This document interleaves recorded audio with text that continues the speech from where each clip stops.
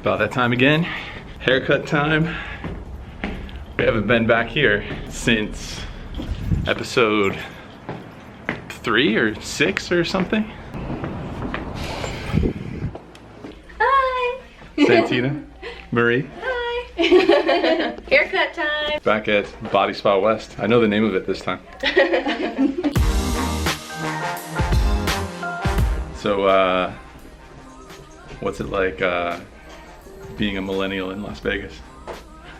Do you like being called a millennial? I feel like I didn't really know what a millennial was for quite some time, so I'm like, yeah, I guess. But, I mean, I've lived here my whole life, so. So it's really the only life you know? It's the only life I know. What's your relationship status? I am currently in a relationship. What is it like dating in Las Vegas? It's the smallest big city you'll probably ever go to. I feel like everybody's friends with somebody, so trying to date somebody, you have somebody who's your friend that's like, oh, I dated them too, or oh, my best friend used to date them, or that's my brother's girlfriend's cousin. Like, so it's kind of hard. How much time do you spend on the Strip? Little to no time on the Strip. Do you have friends that work on the Strip? I have almost all of my friends work on the Strip. They don't like to spend time down there because they work there all day, and I don't have a reason to go down there unless my friends are down there. Right. But if it's like a birthday or somebody's in town performing at one of the clubs or something, then we'll definitely go down to the Strip. I like downtown Las Vegas better than the Las Vegas Strip. Hey, that makes 2 of us. Yeah. Do you think the friends that work on the Strip have a different dating experience than you do, or is it pretty much, do you think it's easier or more difficult, or what do you think? I think it might be more difficult because depending on who they're in a relationship with, significant other knows that they're constantly around like city life, you know? So yeah, city life. City life where there's all these celebrities coming to town or people coming to the Strip on vacation, and what happens in Vegas stays in Vegas, you know? That's what they say. So I feel like some relationships might get hard because of that. What about like meeting people for them? I think they meet a lot more people than I would meet not being on the Strip. So they meet like less second cousins? Yeah, but they meet more people who don't live in Las Vegas. So right. It's a little give and take kind of thing. Yep. All right, if I come up with any more questions for you, I'll let you know.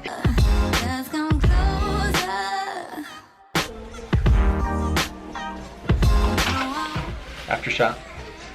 Job well done. All done. As always. Thank you very much. Guys and girls, need a cut. Body Spa West, Marie. That's the spot.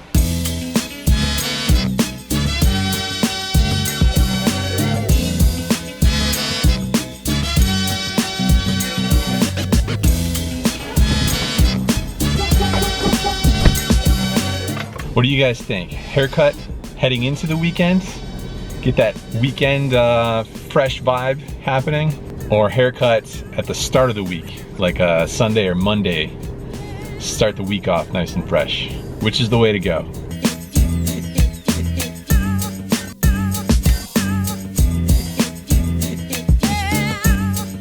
Back to work, heading back to work. Back to the Bellagio. I played a session last night, pretty standard length, I guess, maybe 5 to 6 hours. There were a couple of big hands that mostly played themselves, I think.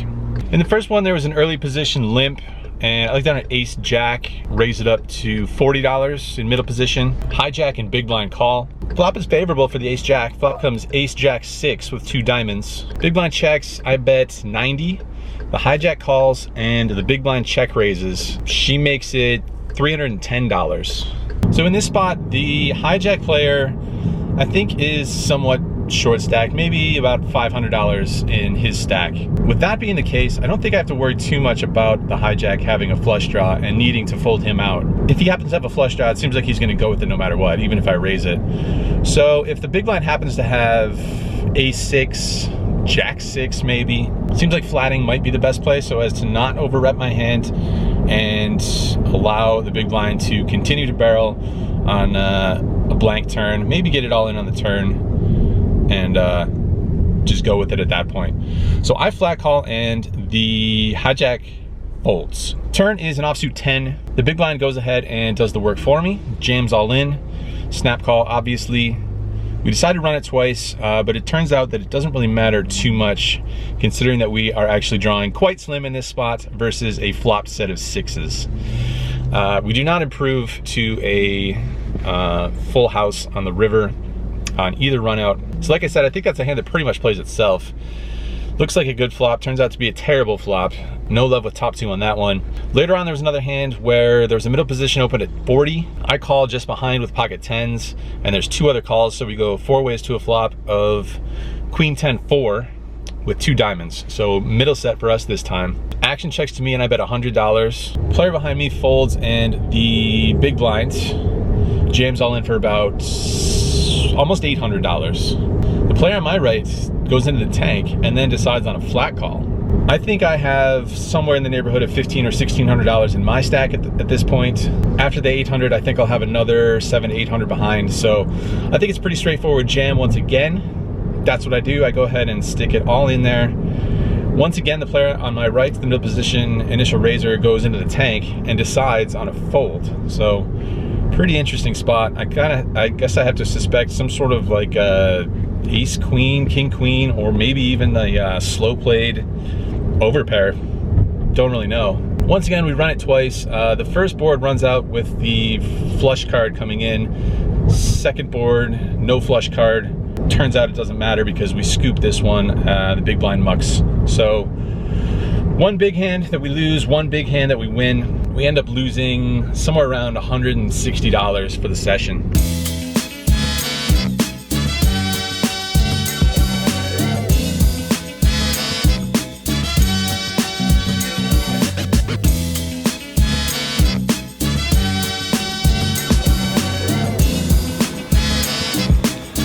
Obviously there was lots of other hands mixed in here and there, but those were most interesting, biggest, most session-defining hands by far.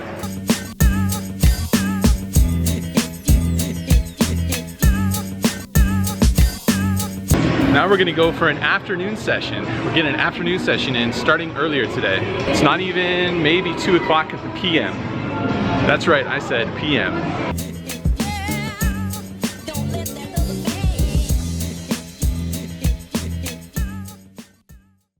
Chilling here in the Bellagio Sportsbook, Old Faithful hand history review spot. Been on the grind for 3, maybe 4 hours, something like that. On that afternoon grind, games are so-so. Pretty much what should be expected for a Thursday afternoon in Las Vegas at the Bellagio for 5-10 games.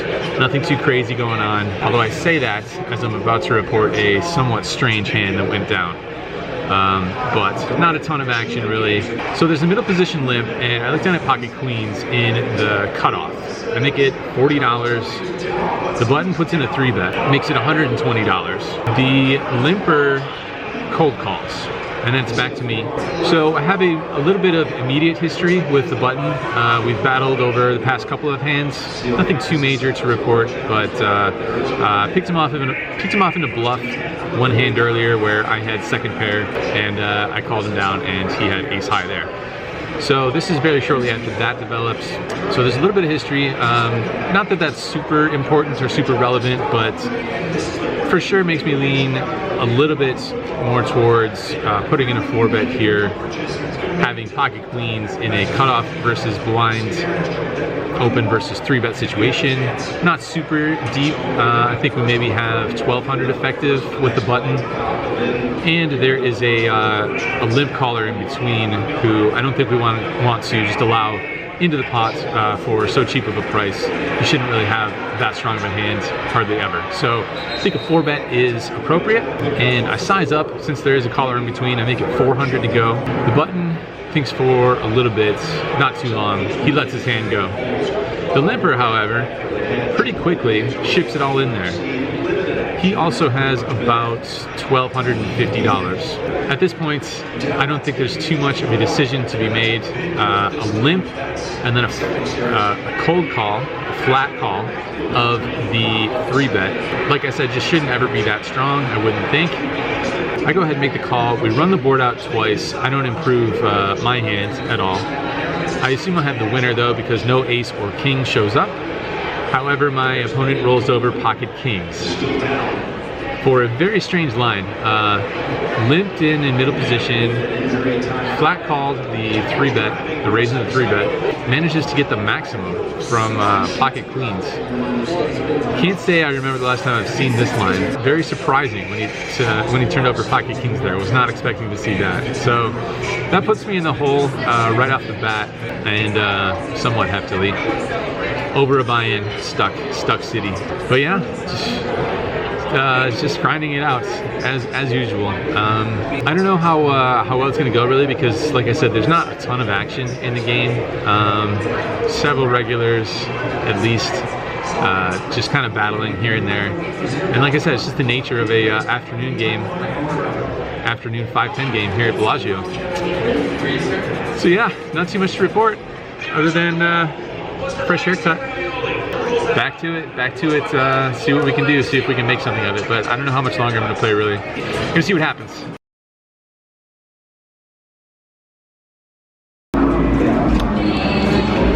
Wrapping it up over here, wrapping up the session over here at the Bellagio. Not that short of a session, about 10 hours. Right about midnight at the moment. So I was gonna go grab some food at the cafe, but I changed my mind. We got a change of plans here. Kind of feel like getting out of the Bellagio, going somewhere that we haven't been before. I feel like it's been a little while since we've been somewhere new together. So even though I'm pretty tired, I feel like we're gonna power through and go check something out real quick. Well, not real quick, but semi-quick. Head somewhere slightly different. And yeah, get off the strip, get off property. There was one interesting hand. Well, there was, you know, over the course of 10 hours, there's gonna be several interesting hands.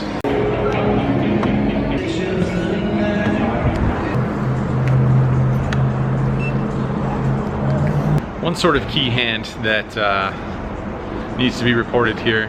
There was an early position raise to 40. Early position raised to $40, cutoff 3-bets to $110. Pretty small 3-bet size, and I look down at pocket jacks in the small blind.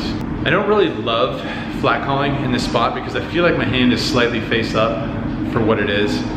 And I don't like 4-betting either, because then I sort of turn my hand into a bluff at this point. If I get jammed on, I think I have to fold the pocket jacks here. In this exact situation. Certainly there's been other times where I've gone with pocket jacks pre-flop. But in this spot, it's a little bit awkward, I think, to put in a 4-bet and then get jammed on by the cutoff. So anyway, I decided to flat call, and the initial raiser calls as well. I kind of felt like the initial raiser might call and we'd be able to see a 3-way flop. And I don't really mind that so much. I'm trying to set mine here, look for a good flop, and just kind of navigate my way in that regard. With the 3-bet sizing being less than 3x, it felt like the early position raiser was certain to come along. There will be times where the initial raiser, the early position player, puts in a 4-bet himself, and then I'm in a pretty tough spot. But hey, how's it going? That's a cool little camera. Yeah, it's pretty handy. Yeah. Have a good one. Thank you. Where was I? I feel like it was pretty likely that the initial raiser was going to flat the 3-bets or sometimes raise. Pretty rare that the initial raiser is going to fold there, getting that price. Of course, there's the times where he's going to raise and I'm going to get put in a tough spot and probably have to fold, but that's okay. If I 4-bet, then that's probably going to be the same situation anyway. If that makes sense, which I'm not sure does. I'm not sure I'm explaining my thought process there too well. Anyway, we call, initial raiser calls, and we're off to a flop. Flop comes, I believe, 8-7 deuce rainbow. So we flop ourselves an overpair here. I check it, and the early position player, he bets. Makes it about $150. The cutoff calls, and I don't think I have too much choice here other than calling as well. If we get jammed on, really awkward, whether that's by the early position player or the cutoff. So I think flat call makes the most sense here. Folding obviously out of the question. Turn comes the 10 of hearts, which puts 2 hearts on board. I check it, and again, the early position player puts out another stab, this time for I think about $350. The cutoff folds, and I look over at the early position player's stack, and he basically bet about half of his stack. I think he's probably got another 350 behind.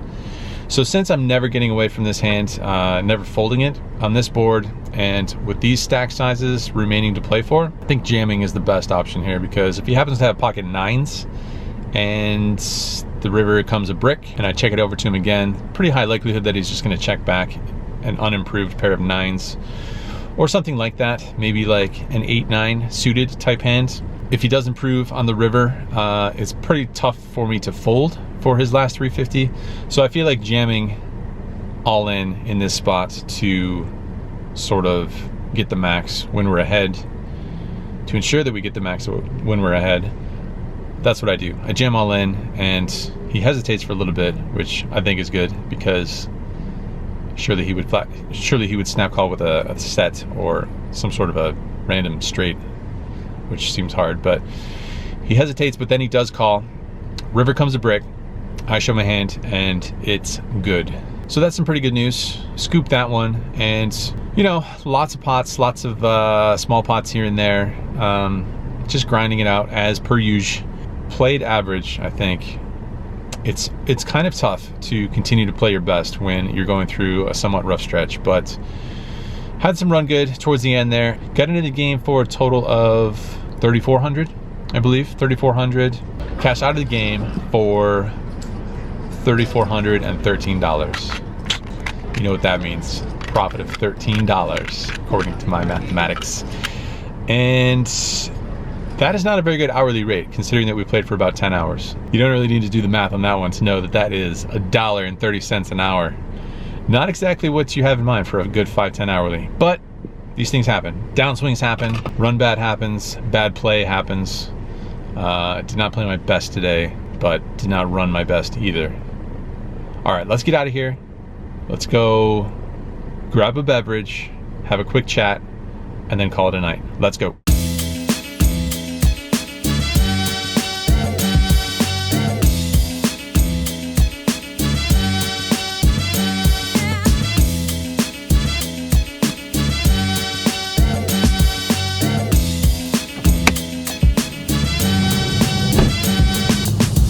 All right, guys, so a few things. One, this is Frankie's Tiki room. Yeah, Frankie's Tiki room. Two, if you don't like Tiki drinks, then we probably can't be friends. Tiki drinks are delicious. We're gonna go in there and have a Tiki drink. Three, this place is open 24 hours. Four, it's probably gonna be pretty loud in there.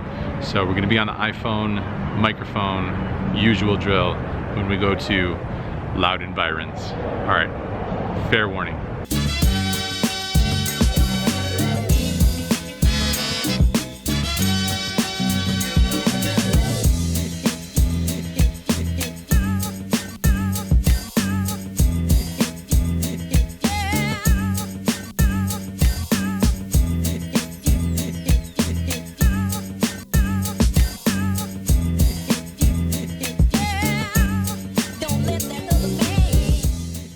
All right, hopefully you can hear me. This place is awesome. 24 hours, delicious beverages, very strong beverages, really cool bartender, and obviously really cool decor. Decor definitely on point here at Frankie's Tiki room. I just thought that we would talk about downswings again, considering that we're pretty much in one right now. Won $13 here tonight, not exactly making a ton of progress. It's that sort of stagnation that for me is the most difficult part, and I think for a lot of other poker players. That sort of thinking, well, now it's going to take me another couple weeks or so to get back to where I was, a step backwards rather than a step forward. So what do you do? So how do you handle that sort of, I don't know if it's a form of tilt. So there's sort of one sort of overarching concept that I think is important, and that applies not only to poker, but to any pursuit really. And I think it's really important to try and enjoy the process of it all. So the process means the details, the grind, the everyday sort of wake up, go to work, get after the grind, the sort of nuts and bolts, enjoy the process of it all, enjoy your surroundings. That means for a poker player, enjoying the work itself, which is looking at those next two cards, figuring out where these two cards fit into your range, what your bet sizing should be, applying that to the table that you're currently at. All these things that typically go into decisions at the poker table. It's a better idea, I think, to sort of look at those details, especially when you're in a downswing, and sort of applying that to the overall process. At the end of the day, that's all we really have. Obviously, when we have our goals, we have things in mind about when we started playing poker. We want to move up in stakes, we want to get rich, we want to buy things. And when you have a losing session or a downswing, that's many steps backwards away from those goals. But it's just not realistic to assume that you're always going to be taking steps directly towards those goals and accomplishing those goals left and right. Downswings are for sure going to have to be a part of achieving those goals, and they're for sure going to have to be a part of the poker process. The other thing to keep in mind, the other thing to remind yourself about is gratitude. I don't want to sound too preachy here. I'm not trying to preach at anyone in these videos because I have my own issues that I struggle with as far as getting my mindset right from time to time, that's for sure. But gratitude is super important in dealing with downswings. There's been a lot of things happening in this country that I'm reporting to you from. Obviously some things going on in other parts of the world. Enjoy the process, be grateful. This is as much me talking to myself as it is talking to anyone out there who is working on achieving their goals and dealing with the occasional step back as well. That's it. No more preaching, no more messages, at least not tonight. Back to this tiki beverage. Reporting losing sessions, not exactly super easy, but all part of the process, and this whole process has been overall super fun. All right, as always, thanks for watching. Some fun stuff happening this weekend. I'm going to be at the Win in a tournament, I think. That's right, I said a tournament.